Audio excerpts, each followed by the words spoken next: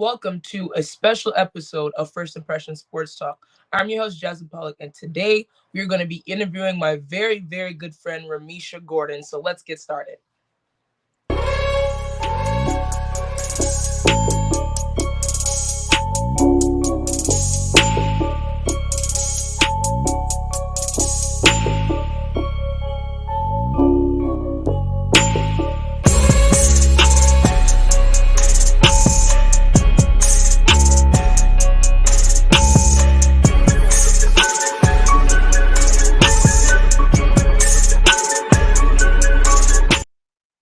Welcome back to Jazz's First Impression of Sports Talk. Again, I'm your host, Jasmine Pollock, and today we have a great show for you, and we are going to be interviewing my good friend, Rheamesha Gordon. So before we bring Rheamesha on, let's look at her title. Let's look at the great things she is doing and has done. So Rheamesha Gordon is the executive producer for First Impression Sports Talk. She is the director of Christian education at Project Hood in Chicago, Illinois, and she plays flag football for Absolute Athletics. And she also graduated with all of us at Warner University in business administration, specifically controlled concentration. So let's bring in Rheamesha Gordon. Let's have a great conversation. So Remy, welcome. You're back. We've had you before last year. Yeah, How are it's you? good to be back. I'm good. I'm good. Flourishing. That's Flourishing. good. That's good. So how's the weather up in Chicago right now? I know it's like completely different from Florida. Um, this conversation was going so well. It's not good. It's up and down constantly all the time. So I always bring my coat just in case. But right now it's hot, so I have a sweater. So you really don't know what you're gonna get into until it happens. Yes, I agree. But so right now you are at work. You are at work in your office. So tell me a Yeah. little bit about Project Hood again. I know we talked about it last time we had a conversation, but what's new? Is there anything going on that's different than what you told us Yeah. last time? Yes. So, as you know, Project Hood is a nonprofit organization that's part of New Beginnings Church of Chicago, which is where I work. I'm the director of Christian education. Sorry, let me say it slower. I'm the director of Christian education here. So, I deal with all things ministry with the church. On the Project Hood side, which is the nonprofit side, I help out with the youth team. On the Project Hood side, I am a youth outreach worker. So, right now we have a summer camp coming up, so we're getting counselors, we're getting kids. We have about 200 kids signed up, actually a little bit more over that. We'll have about 60 counselors, and that's just all staff. We have youth days coming up, refuge Fridays, just a bunch of stuff. After school for the kids, just to come after school and get some tutoring, get some help on extra and get extra work done. Hmm. Yeah, yeah, So that sounds like a lot. I mean, that's a yeah. mouthful. You were breaking things down, a lot of events, a lot of things going on. So, what is the most challenging part of preparing for those different events and different things like that? And how, as a group, do you guys work together in order to ensure that there's success for the students and the children? Ooh, that was good. So I think the biggest thing would be um, just flourishing as a team. So you Hmm. have a lot of individuals who are so big minded and have a vision, but the challenge is putting all those big pieces together and collabing.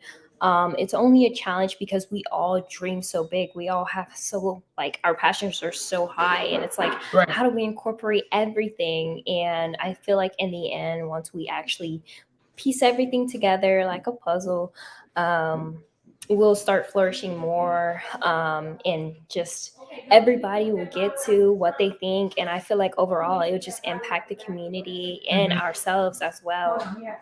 I agree, and I love that because this organization is trying to bring the youth together, bring individuals like yourself together in order to be role models, because we need role models in our youth. Remember, we have conversations all the time about what's important about having different role models in communities to uplift the youth, to give them a sense of responsibility, a sense of love and support, and a sense of knowing their faith in God. You know what I mean? Me and you are both God-fearing women. We are, built our foundations off of him and his what he's brought us, the vision he's brought us. You are one of those people that have helped me, have given me a lot of great advice, and we talk a lot of great things. But being that you're in Chicago and you've been there for about a year now, just, filling it out and different things like that, how has your faith, how has it gotten you through the day to day, each and every day? And how do you keep your spiritualness with God? How do you keep your connection with Him in order to be successful in this organization? Whoa, you're asking very good questions. So I'll touch on what I'm doing with the ministry side. So in the Mhm. ministry, I'm doing this whole component. It's called Connect, Grow, Serve, Go. Mhm. Connect, you connect people to the church, whether they're visitors or members, and you connect them to anything that's going on per the church. Right. Grow, we have little small groups, think of such as Bible studies, prayer sessions. The Bible study sessions are actually being replaced right now with grow group classes. We just went through a book called Secrets of the Vine. And just to touch on what you were asking me, I feel that having these small group classes really helps me to understand what the word is saying and also be able to commune with other people. Mhm. The book that we just went through, Secrets of the Vine, we're learning the differences between discipline, God disciplining us, the difference between God pruning us, and also learning to abide in Him. So there's a difference between serving Him, which is what I'm doing, but also having a relationship with Him. Mhm. Whenever you have a relationship with Him, everything else will be fulfilled. But when you serve Him, like, oh, I'm reading my Bible, I'm going out in the church, and I'm helping out with food drives, it's different from actually having a relationship with Him. So reading the book really helped me to understand that I need to make sure that I'm prioritizing our relationship, because if I'm not, I can get so like tired of whatever I'm doing. It's just like, you know what, I've had enough. But it's because I'm not getting fulfillment from it. The reason why is because the most important component is the Lord Himself. So Absolutely. I would say that my faith has grown tremendously, trusting Him every single day, in every situation that happens. Um, yeah, yeah. It's really That's a great answer hard. though. But yeah, Thank you. it's not an easy thing. I mean, day to day, just trying to navigate. Okay, what could I have done better yesterday? How can I navigate this? And the next day, I'm like, okay, I'm gonna do better at this.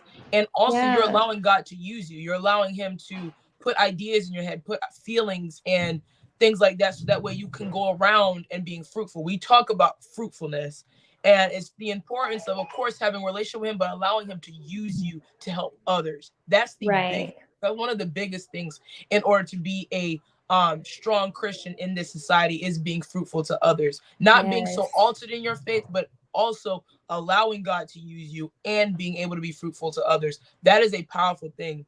And Yeah. let's talk a little bit about Pastor Corey Brooks. He spoke at Yeah. our graduation.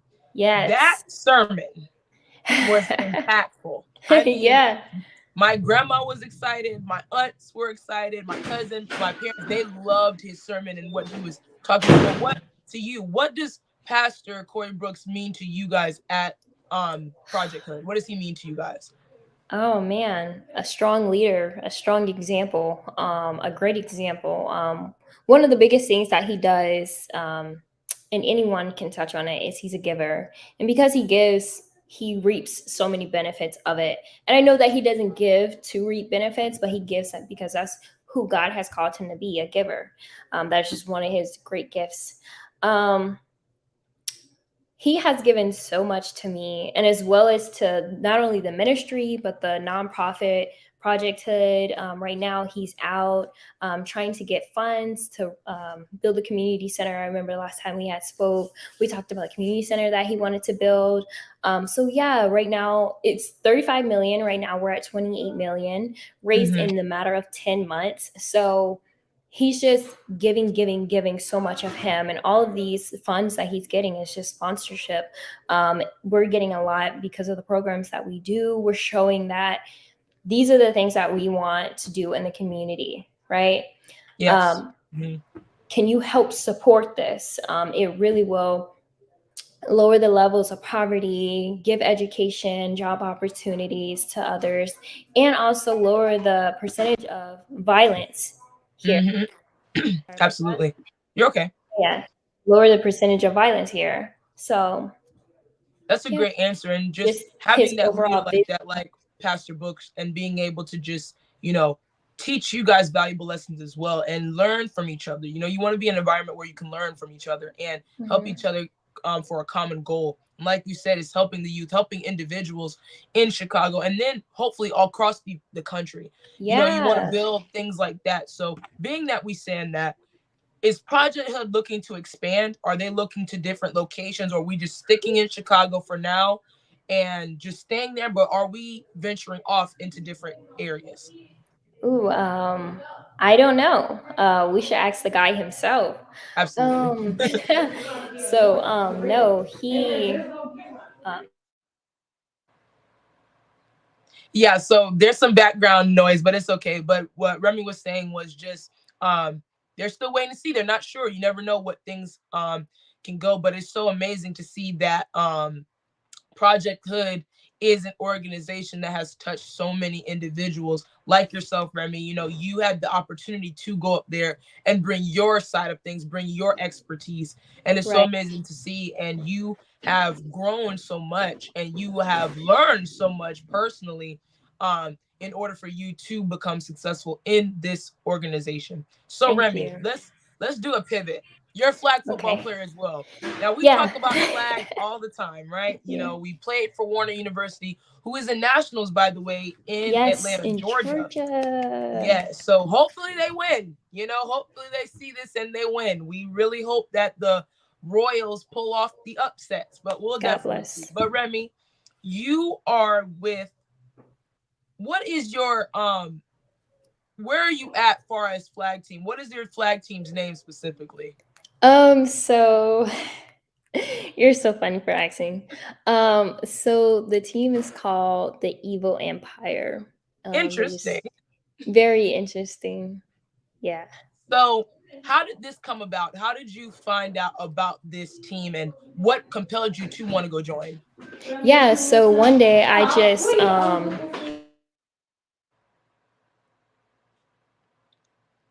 So, yeah, she's obviously sorry. talking to her Um, coworkers, but go ahead. so yeah, I one day I was just riding in my Uber, and I seen a team outside, and I was like, oh, that looks so dope, because I want to coach flag.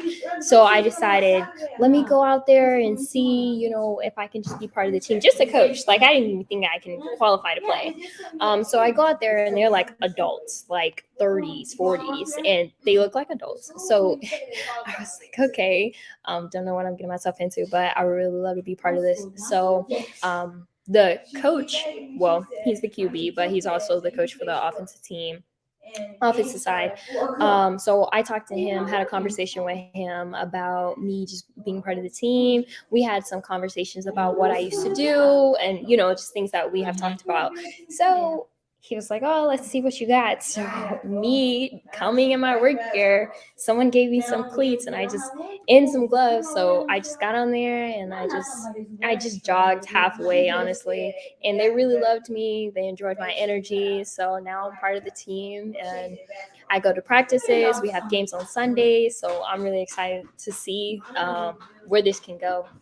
Absolutely. And I think this is awesome because you have found a way to not only just do what you do at Project Hood, but also do another thing that you love, which is flag football. We constantly, me and you met on the flag football field. So, I mean, when we look at things like that, as friends, you can build so many friendships and so many connections in flag. And honestly, you've given me some connections with people who play with the flag team that have done a lot of different things. So I'm really excited about that. But what is different compared to, you said the QB is the coach.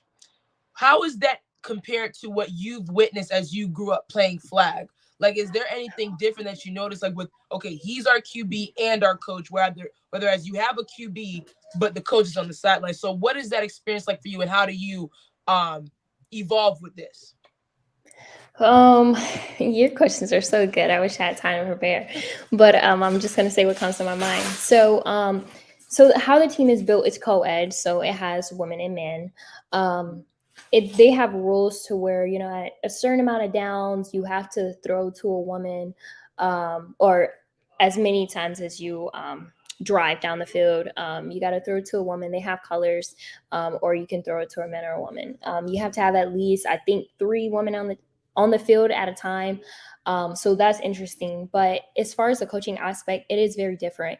And I feel like it's not as troubling in mind just because they're older.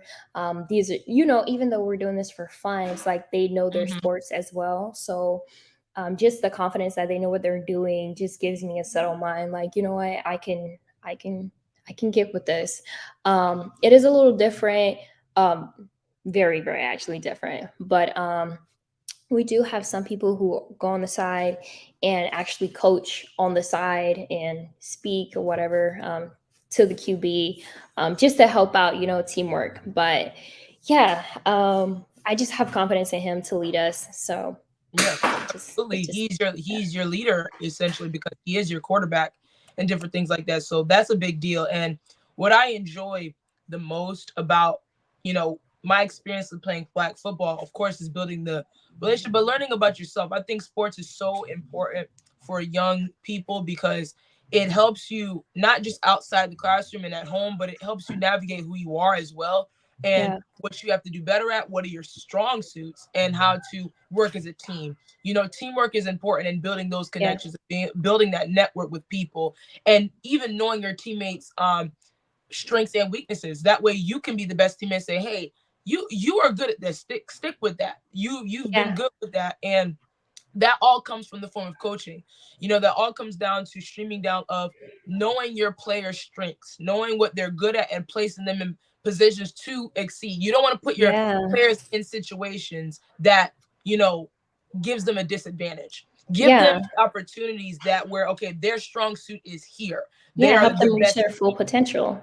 right? Yeah, And absolutely. we've seen coaches in the past, and they've constantly put players in place because they think that, oh, I think Hmm. they'll. No, it's not about thinking. It's about knowing that, okay, I seen what they do. This is what they always do. This is their strength. We're keeping Right. them there. If there's a miscue or a situation where they have to get better, then we train over and over until that skill is harnessed. Yeah. That's what you have to Hmm. do as a coach and as teammates. And there's a way to talk, there's a way to communicate with each other, but that's important. But before we leave, Remy, what is some advice that you would give young professionals like yourself, like in order to navigate yourself in the world? I mean, you graduated from Warner, then go to Chicago. I mean, you're Florida raised, you're born and raised in Florida. Now you're in a whole different state, different weather, different people.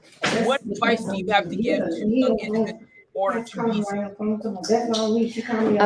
I would say my biggest I would say my biggest thing, and take away from this is consult God, because at the Mhm. end of the day, it's His word that trumps all, even your own feelings, your own comfort, and He knows what's best for you, and He will take care of you no matter where you go, no matter what you do, long as you're following Him and pursuing Him. This is what I did. This is an act of faith. I went to school and I had an opportunity arise, but I also prayed about it. And it was a no burner. But at the end of the day, I wanted God to tell me if this is what He wanted me to do. A couple months ago, I did bump into a point where I was just like, God, did you actually tell me to do this? Or did I just do this because I felt like it was a no burner, and I consulted other wise people and especially people in the church. So he gave me clarity that no, and he told me like you're here for a reason, and just pursuing him and serving him and glorifying him was really the ultimate reason, I would say. That's what I got. But yeah, and God, he's the biggest consultant that you need, and honestly the only one that you need to validate you. So pray about everything and don't forget to keep God number one in everything that you do. Absolutely. And that my friends, wraps up this segment of First Impression Sports Talk. Thank you, Remy, for taking the time out to give us a short little conversation and just give your expertise on things and advice. We just love to see what you do. We love, this is inspiring to me, being your friend and stuff like that, because I look at these things as well. We look for our friends to be inspirations to us, and I'm so very Right. grateful for that. But Thank you that for wraps having up, me. of course, that wraps up First Impression Sports Talk. See, if you want to see more of me, you can go to my website at jasmineonsports.com.